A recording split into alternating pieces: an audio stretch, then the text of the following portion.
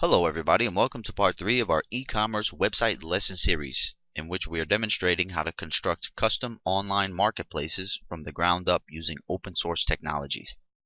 In this particular lesson, we will construct our admin area for the store owner, a secure part of the website where a person or persons without coding knowledge can manage inventory and other things to do with the store. Don't highly doubt me, man. Shoo! Andy Parker, man, shoo! I'm gonna come to your channel right now.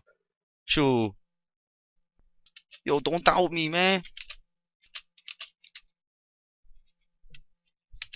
Yeah, I'll give him a laugh out loud so he knows I'm not serious. Okay, so to create the admin area, we're gonna need a new directory and an index page to start off with inside of that directory. So let's go ahead and open up.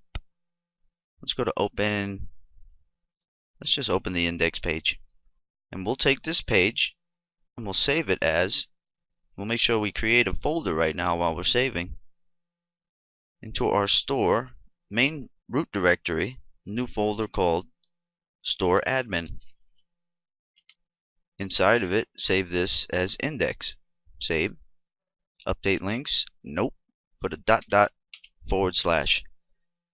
// makes it go up one directory, so that way it can successfully connect to the style sheet with no problems, even though it's in its own separate directory. And if our template header or any of our links in our footer happen to not work, we'll make them full path links to those website pages instead of relative links. And I'll show you what I'm talking about if we come up against that being an issue. We'll change the relative links in the templates to full path. You can just change the title to say store or store admin area. And of course we have to jump up one directory to connect to that template header and template footer. // Okay, that looks good to me. That's going to feed in the style sheet and the templates. So let's see if we go into design view what we have. Alright, that looks good. Now in the header you can see we have a broken image. Okay, let's open the template header that's in the main directory.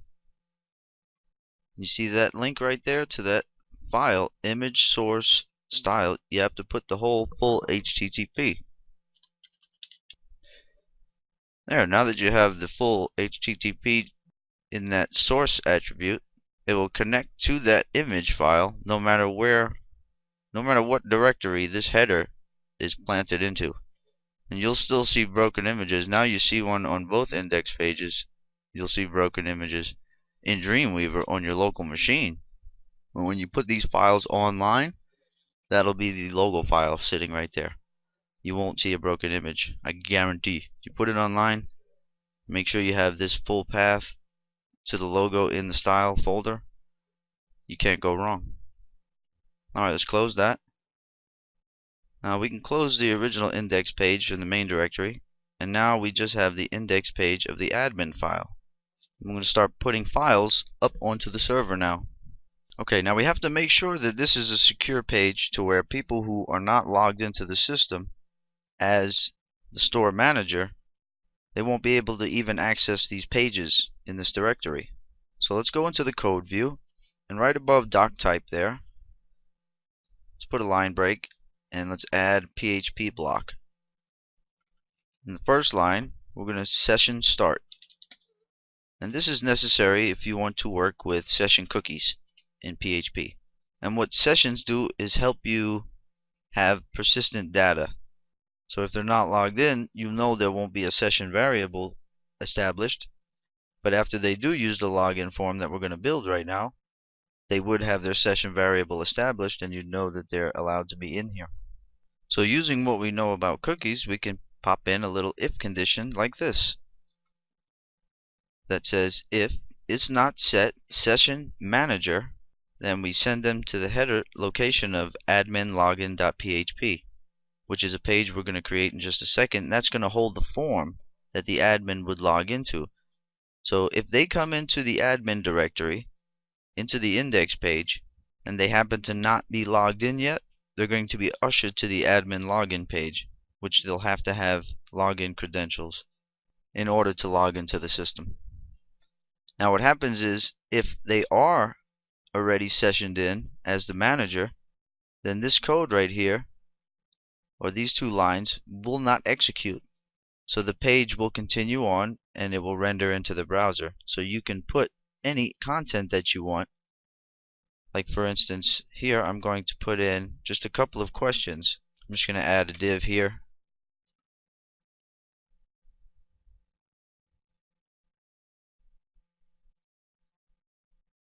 And that div I'm going to give some padding. So I'm going to put a style.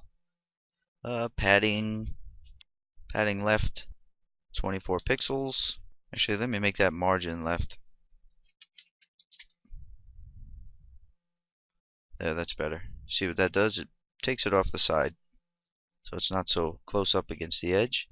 And this div, I'm going to align left, so all of its inner content will be aligned to the left.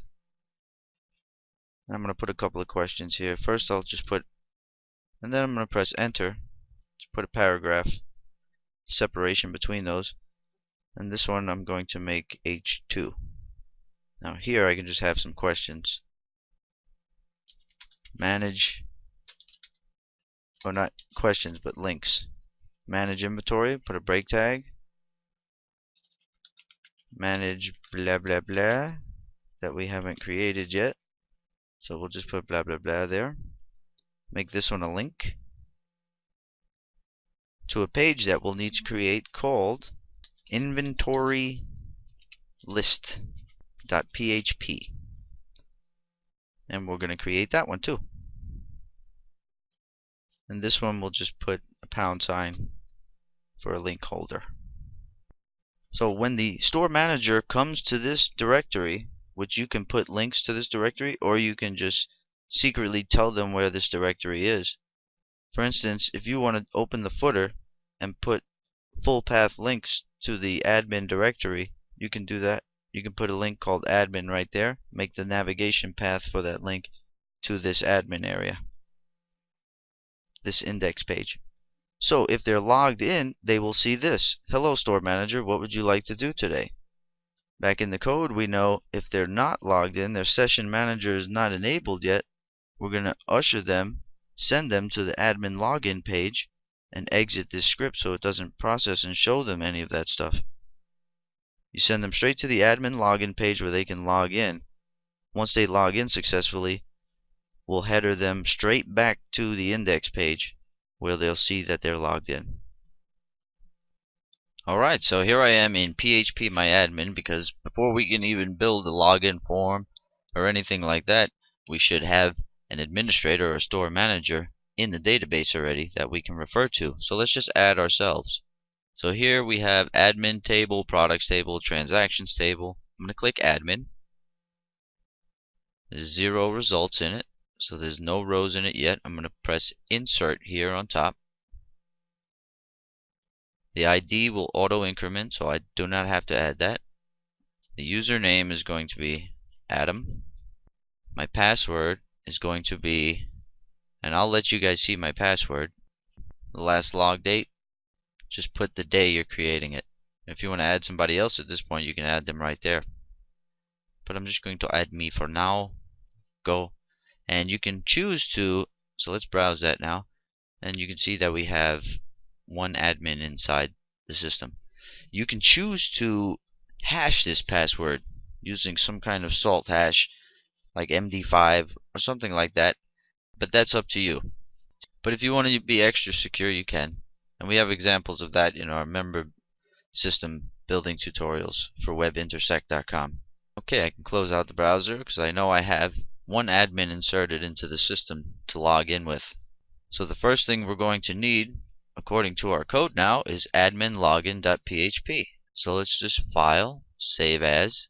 Let's save this index page in the store admin folder to admin login.php.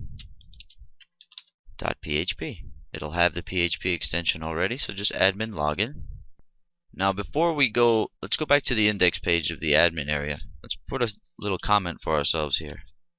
Be sure to check that this manager session value is in fact in the database, because people can use Firefox and other tools to create cookies out of thin air to try to forge things on login type sites. So if they're trying to forge a cookie and they're just creating a cookie that's named manager, they could put any value they want inside of it, and it would allow them into your index page here to see these links and everything, and you don't want that. Okay, so I've got the index.php page and the admin login page all set up to where it logs the user in, and I'm going to explain that code to you in just a second. First, let's go into the template header that's in the main directory of the site. Let's make sure we have this link go to the full URL location. That way, no matter what directory this template header gets fed into, whether it be the main root directory or the admin directory, your links and your images will be fed in correctly and will go to the correct places, no matter where this header template is used on the site. So now I've made sure I FTP'd my template header, my template footer, my index page, which is my store home page, product list page, even though those aren't really set up yet. I put the style folder up, so everything is online. Now here in the store admin folder online, you have admin, login, and index.php. So let's discuss those real quick. Actually, first let's test it out. So here we are on the index page of the site. This is the home page of the site. Let's go to the store admin directory. And we're not logged in right now, so it should usher us to the login page. See, admin login.php. That's how the index page of the store admin area works. If you're not logged in, it sends you to the admin login page, which is within the store admin area. So let's try to log in with some bunk credentials. Let's just type in person, password, pp, login. It says that information is incorrect. Try again. Click here. The password was poo-poo. The name was Adam. The password is poo-poo. Log in. So you see what I made it do? It goes to the store admin's index page now, the home page of the store admin area. And now that the person is logged in, they see different data than they did a second ago. When they weren't logged in, they got ushered to a login page. So now I have a link that says manage inventory and manage blah blah. Manage blah blah is set to nothing yet.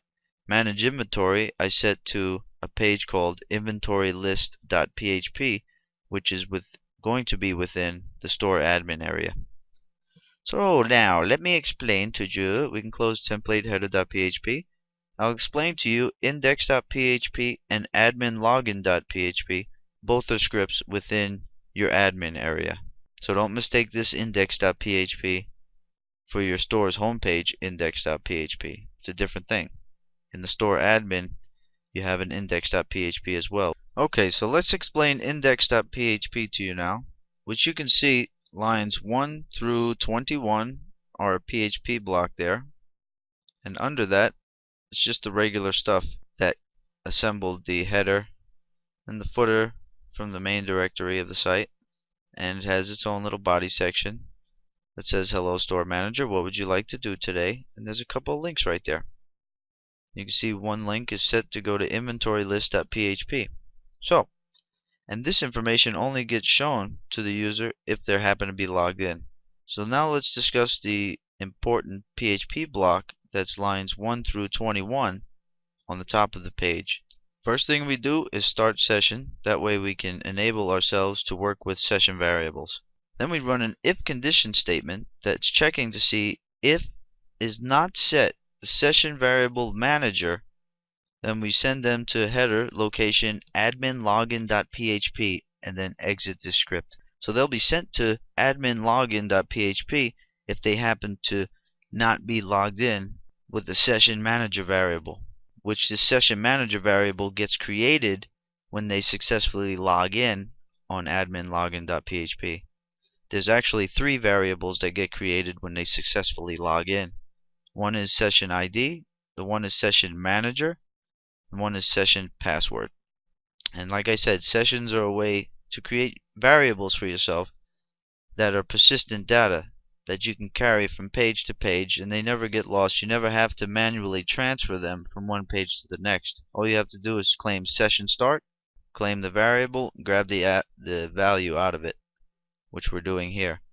We're grabbing the value from the session ID, session manager, session password. We're using the preg replace function on those values to cleanse them, to filter them for database security reasons. So all that can be sent into this variable after it gets cleansed, all that can be in that variable are numbers, 0 through 9. All that will be in this variable after it gets cleansed are letters and numbers. Uppercase A through Z. Actually, this should be hyphen instead of underscore there. A through Z lowercase, and numbers. So let's make sure admin login, we have hyphen there.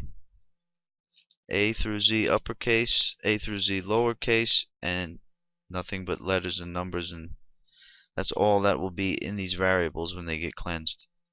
So what you do is, if they do have a session manager variable set up, you don't exit the script, you allow the script to keep running. This will only exit the script if they don't have the session manager variable set. It will only send them to the admin login page and exit script if they have no session manager variable set yet. But if they do, this script will continue to run here. So what we do in these next 3 lines is we're putting the values from those session variables into local variables, and we're cleansing them before we query our database using those values. So the next line is we include the database connection file. Next line after that is we run a MySQL query that select all from admin, where ID equals manager ID, username equals manager, and password equals password, limit 1. So we want to make sure that we check the database using these 3 pieces of data to see, in fact, if this person exists. Because some people can use Firefox and other browsers that allow them to create cookies out of thin air. They can create a session cookie that has the name manager for your website and kind of forge their way in. So what you do is you connect to your database, you run a query using those values that they've assigned in their browser, and you check the database. If somebody wanted to forge their way into your system, they would have to guess their ID, their username, and their password, which is going to be a hard thing to guess all 3 of those and get them right. So the last little bit of code there is you make a variable called existCount. From this query here, we run MySQL numRows function on it, and we can get a count from how many rows were returned from that query. So you say if existCount equals 0, you know that that person does not exist, so you send them. You can either type in some information here. Let's just put in echo. So if somebody tries to forge their way in, that's what they'll see. And then you exit the script. That's how the logic of the index page for the admin area works. If they're not logged in, if they're not sessioned in with the manager variable, you send them to go log in the admin login page. And you exit the script. If they happen to be logged in already, you access all of their session variables, query the database to make sure they in fact exist, and then run a little if condition on the MySQL numRows result to tell them if they do not exist, that their login session data is not on record in the database, and then you exit this script. This really should never happen unless people are messing around trying to forge their way in. So that's how that works. Now let's explain admin login.php, which is the login script, and the form. You see a little form here? Let's take a look down at start at the doc type here. This is just like the other pages. It has a title of admin login. It's connected to our style sheet. It has our template header and our template footer being dynamically loaded in. And in the body section, or the content section of the page, it has a simple form. You can see that form has an H2 tag on top. And then there's a form tag, which is that red dotted line you see there. And inside that form, we have just a couple of titles for these fields. One field is username, the other field is password, and there's a submit button. We don't need that label tag. So when they click the submit button, we're parsing this form data, the username and password, in admin login.php, which is the page that we're on right now. So this script self-parses. And here we have in the top 2 PHP blocks. Let me close this one and explain the first one. Okie dokie. So the first PHP block within your admin login form is saying, first you start session to make sure you can access session variables. And you have an if condition here that says, if is set the session manager, there's no reason for them to even be on this page. That because they're already logged in with the session variables. So you header them to location index.php, which will send them to the store admin homepage, the index page for the admin, because they're already logged in as manager, so they really shouldn't have had the need to navigate to this page at all. So we just usher them back to the index of the admin area. Alright, let's close that one off. Beep. Now, the parsing mechanism here is for only if they click the submit button. So that's what this if condition is doing. This if condition says, if is set posted variable from the form of username and is set posted variable from the form of password, then we're going to run this code. So if they didn't hit submit on the form, this code never runs. This code only runs if they put in some data and press submit. So if they happen to put in some data, they press submit into the form. We cleanse the manager, the username, and password variables. So we gather the posted variable of username and the posted variable of password, and both of those are being filtered like we were doing the variables on the other page. Now they're in local variables here. Then we include once the connect to MySQL script. We run a MySQL query to make sure they exist once again. So we select ID from admin where username equals manager and password equals password, limit to 1. Then we run the same logic as we did on the other page with the exist count. If exist this time equals 1, then we output through the while loop what the ID is for this user. So at this point we have access to their ID. We know their username and their password because they put it into the form and it matches a row in the database. So we can create session variables. At these 3 lines right here, that's where your session variables get created. And session variables are pretty much cookies that are little files that get created in the user's browser, so your site can remember them. Session variables get destroyed when somebody closes their browser. So say I'm online at your site and I log in, you log me in with sessions. I happen to close my browser out and go eat a sandwich. When I come back, open my browser, go back to your site, my session variables won't be active anymore. In that case, you have to use actual cookies. But in this case, we're just using session type cookie files because we don't need that persistent of data. We just want somebody to log in each time they go and they want to manage the site, they got to log in. But as they go from page to page in that browser session, they won't be logged out. They'll stay logged in.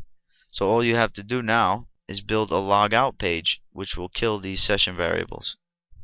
So what happens is, after we set these session variables, we usher them to the index page of the admin area, which at that point they are logged in, so the index page lets them in to click the links for the store manager.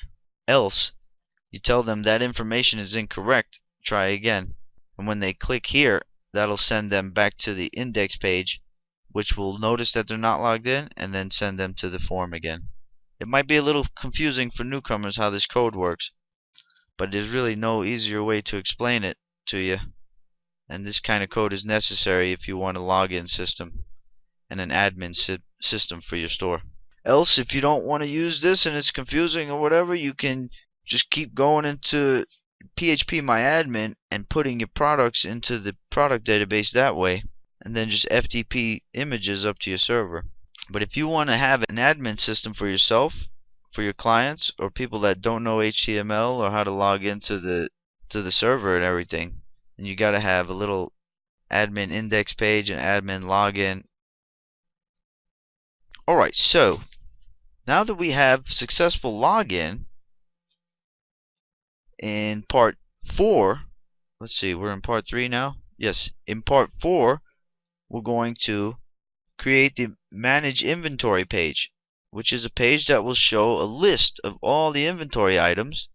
And what we have to do is put edit or delete next to each one of those inventory items. And on the very top of the page, we have to put a big button that says Add New Inventory Item. And then you'll have your Manage Inventory page all done. So that'll be part 4. So stay tuned, buddies. Coming soon. And I am going to put out 6 tutorials before Christmas Day. I don't care what anybody says. And the only reason we're going to have more than 6 is because you guys requested this admin crap to manage inventory. So haha, I'm going to stick to my guns and get my 6 tutorials out before Christmas. The fact that you guys requested to see an admin login center and all that, that's your doing, and you extended the tutorials to be more than 6. So haha.